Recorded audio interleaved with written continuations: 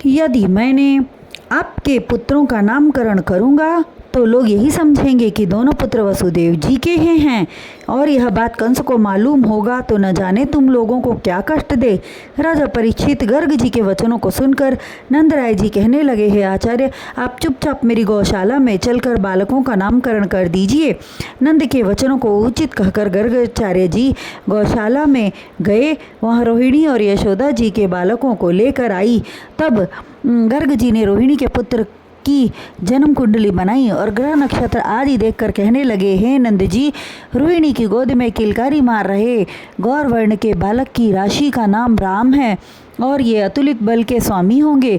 ये बलराम, बलभद्र, बलदाऊ आदि नामों से जाने जाएंगे।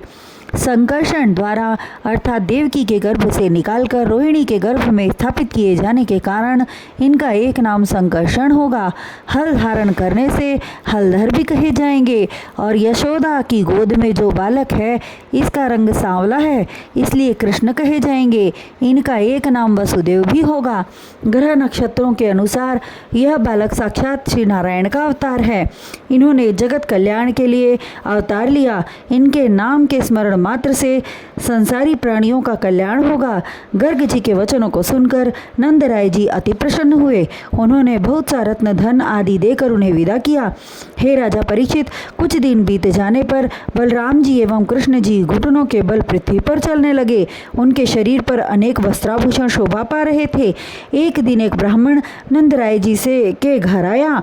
उसे यशोदा जी ने सत्कार पूर्वक बिठाया, भोजन परोसा। तत्पश्चात वह ब्राह्मण भगवान श्री नारायण का भोग लगाने के लिए अपने नेत्रों को बंद कर ध्यान करने लगा। उसी समय श्री कृष्ण जी जाकर उसके कटोरे में रखी खीर खाने लगे। कृष्ण जी को खीर खाता देखकर ब्राह्मण ने कहा, हे नंदरानी, तुम्हारे बालक ने मेरा भोजन झूठा कर दिया, अतः हम इस भोजन को ग्रहण नहीं करेंगे। इस तरह उस ब्राह्मण ने 3 बार रसोई बनाई और जब वह भोग लगाता उसी समय मुरली मनोहर उसकी थाली में जाकर खाने लगते। तब यशोदा जी ने कृष्ण जी को डांट कर कहा, हे कन्हैया, मैं बार बार ब्राह्मण को भोजन का सामान देती हूँ और तू हर बार इनके भोजन को झूठा कर देता है। तब भक्तवत्सल श्री कृष्ण जी बोले, हे माता, यह ब्राह्मण बार बार भोग लगाने के लिए मेरी स्तुति करता है।